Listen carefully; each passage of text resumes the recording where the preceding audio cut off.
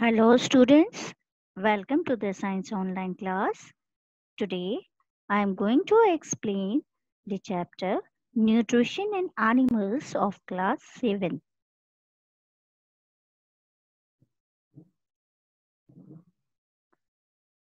In this video I am going to explain the steps in animal nutrition. What is nutrition? How does the nutrition takes place in amoeba and the herbivorous animals?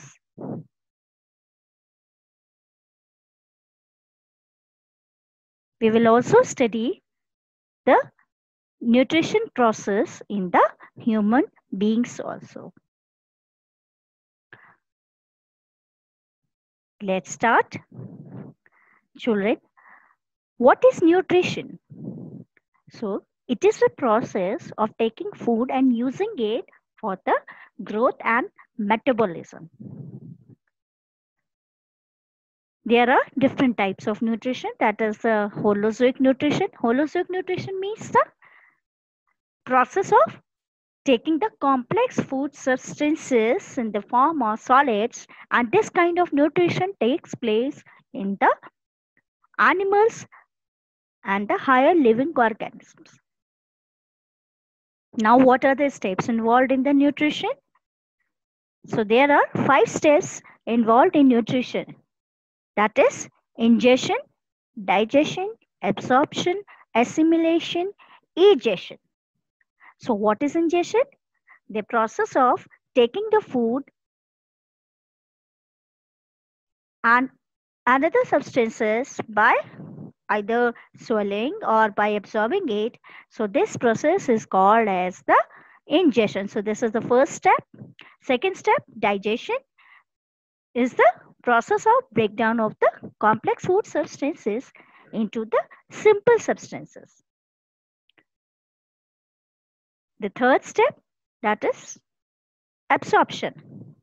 So in this process, the living organisms absorb all the digested nutrients in the body. Next is assimilation. Assimilation means the how much the living organism is using the absorbed food for the production of energy and the growth. So this process is called as the assimilation. Egestion, the process in which the living organisms get rid of the undigested food from the body. So we have studied all the 5 steps which are involved in nutrition. So let's move to the how does nutrition takes place in amoeba. Children, we all know that amoeba is a unicellular microscopic organism. It engulfs the food particles with the help of their false feet, which is called as the pseudopodia. And in this also, the nutrition takes place in the 5 steps. So children, first step, that is the ingestion. The amoeba, it takes place, the food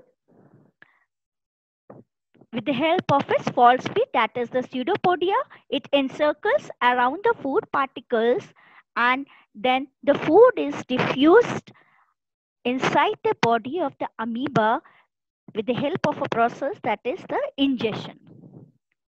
Then digestion. So here the food is digested in the food vacuole with the help of the digestive enzymes. Then the food is absorbed here, and then the amoeba is utilizing the digested food for the production of energy, and with the help of egestion process, it excretes out the undigested food through the process of diffusion. So children, in amoeba, so they are not having such special organs as we are having for the doing the nutrition process. So they have a very simple process. So in this way, the nutrition, it takes place in the amoeba.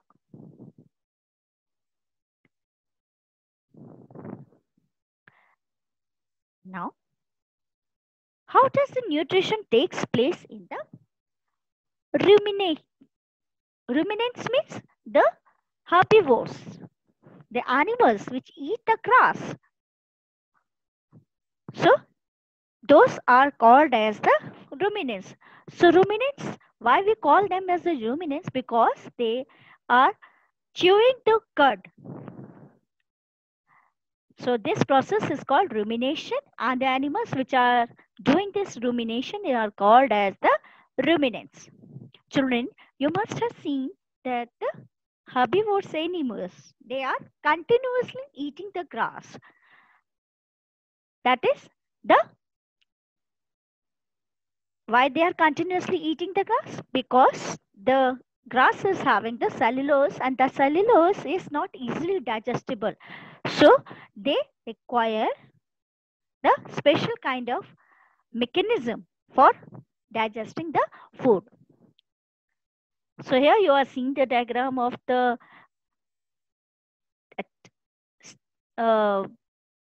stomach. So here the stomach, in the ruminants, the stomach is divided into the 4 main chambers. That is, the first chamber is the rumen. It is the largest chamber, which is, here you are seeing the rumen, which it is the largest part of the stomach, where the digestion of cellulose, it takes place. Then from the rumen, the food is entering into the reticulum. Here, the partial digestion of the food, it takes place, and then the digested food is converted into the soft pulp called the cud. Then again the food is going back to the mouth. Then the chew the food, they chew the cud again, and then food will go back into the omasum. Here, this is the omasum. Here, the food is coming back to the omasum. Then from the omasum, the food is entering into the abomasum. So in the abomasum, the digestion of the food takes place with the help of digestive enzymes. And from the 4th chamber, that is the abomasum, the food is entering into the small intestine for the absorption of the nutrient. So in this way, the rumination process takes place in the herbivorous animals.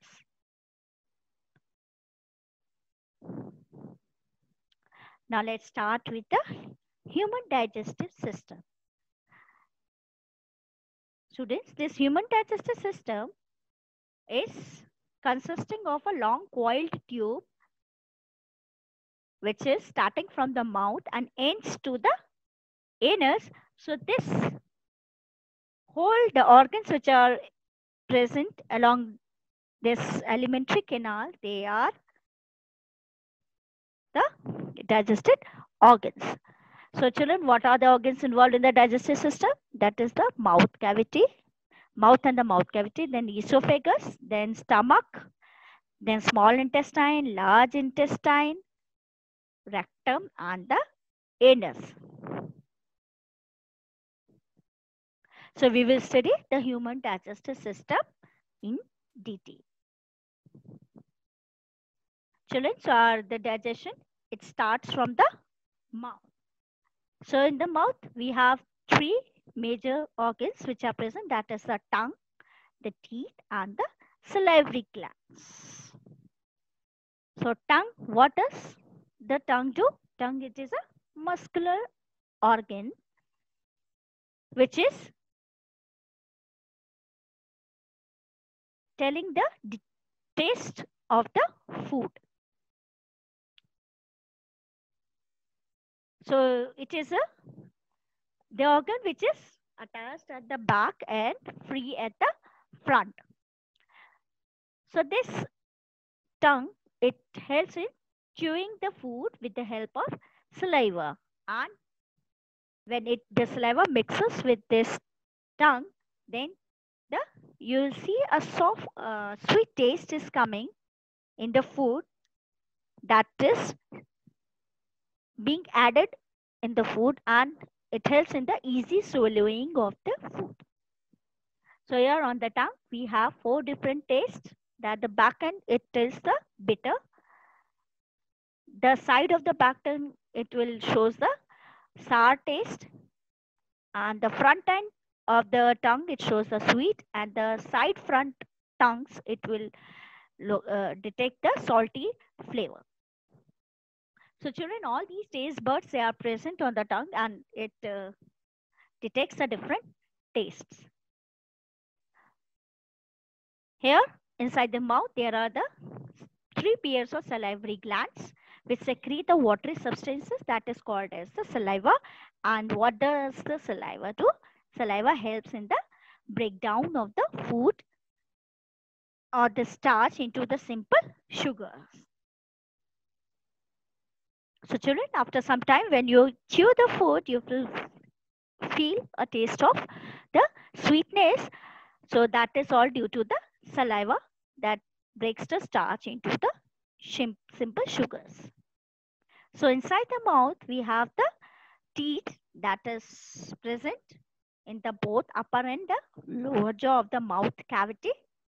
So we have basically here you are seeing in the figure the 4 different types of teeth, that is the incisors, canines, premolars, and the molars.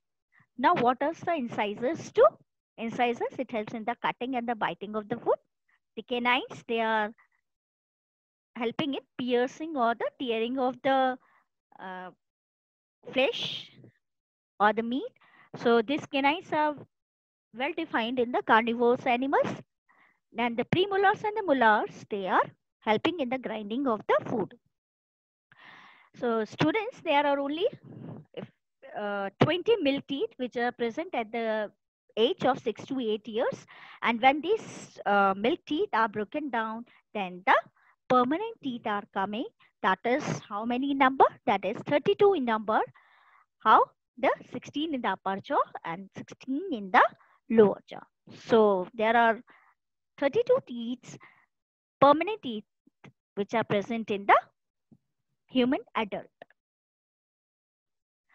Now here the food is chewed, broken down into simple substances, and then food is moving to the esophagus or the food pipe. Here the food is swallowed or pushed down by the help of the movement of the walls of the food pipe, which is called as the peristaltic movement. So from the esophagus, the food is entering into the stomach. The stomach, what is stomach here? Stomach is a thick-walled, flattened bag-like structure which is present in the upper abdomen. And the stomach is secreting 3 main things, that is the mucus, hydrochloric acid, and the digestive juice. So this mucus, what it does, it protects the inner lining of the stomach. And the hydrochloric acid, it is present in the stomach and helps in killing the bacteria which are present in the food. And secondly, the hydrochloric acid, it also makes the food in acidic medium so that the further enzymes of this stomach or the digestive juices can act. Now, what does the digestive juice do? It just break down the proteins into the simple substances. Now, children, in the stomach, the food is staying for about 5 to 6 hours. So in this stomach, the food is partially digested and then it will pass on to the small intestine. The small intestine, it is about 7.5 meter long. So how does the small intestine, if by the name it is showing telling the small intestine, but its length is very high than the large intestine. So it is about 7.5 meter where the digestion of the food takes place. So the small intestine, it consists of three parts, that is the duodenum, jejunum and the ileum. Now the digestion of small intestine, it takes place in the collaboration of two major organs, that is the liver and the pancreas. So what is the liver? Liver, it is the reddish brown organ which is located just above the upper part of the abdomen, where the bile juice is secreted. Now what does the bile juice do? It helps in the breakdown of the fats. Fats का breakdown करता है, and this bile juice, it is stored here. Where it is stored? It is stored in the gallbladder. It is a sac-like structure which is present below the liver, that is the gallbladder, and it stores the bile juice. So the pancreas here, it is this pancreas, it is a cream gland-like structure which is present below the stomach, and it secretes the pancreatic juice which breaks the proteins and carbohydrates, fats into the simple forms. Now what does the carbohydrate it break down? It breaks down into the simple sugars like the glucose, the proteins into the amino acids, and fats into the fatty acids and glycerol. So children, this small intestine, it is not only performing the breakdown of the food into the simple substances, but also helps in the absorption of the digested food. So where does this absorption of food takes place in small intestine? It takes place in the inner lining of the small intestine, which are called as the villi. So what are villi? They are the finger-like projections which are present in the inner lining of the small intestine. And what it does, it increases the surface area for the maximum absorption of the digested food. So here you are seeing the villi structure. It consists of a blood vessels. Fine blood vessels are present there. And here the digested food, it mixes up with the blood and then flown into the body. Now, from the small intestine, the food is digested in the undigested food. It is going to the large intestine. This large intestine, it is much shorter than the small intestine. And what is the size of this large intestine? It is the 1.5 meter long. So this large intestine, it is helping in the absorption of the undigested food. So whatever the water it is not absorbed, it is absorbed in the large intestine. Now from the large intestine, the food is this undigested food, or the what is collected in the rectum, and then this rectum, it is what it is showing, it is collecting all the undigested food and stored in the form of solid feces. So this undigested food through the anus, it will passed on through an opening called the anus, and this process is called as the egestion. So what we have learned so far, what is nutrition, the steps involved in the nutrition, how does the nutrition takes place in amoeba, how does nutrition takes place in grass eating animals, and how does Nutrition takes place in human beings. So we have studied the different parts of the alimentary canal, that is mouth, stomach, small intestine, liver, pancreas, large intestine, rectum, and anus, and their roles we have discussed. So I hope you have understood the chapter. So let's have a practice question. What do you understand by the term rumination? How does the food is absorbed in amoeba? What is the difference between the digestion and assimilation? What is the role of HCl in the digestion? Where does bile juice stored? What is the function of the bile juice? What are villi? And state the role of the saliva present in the mouth. So I hope you have understood the chapter. Thank you.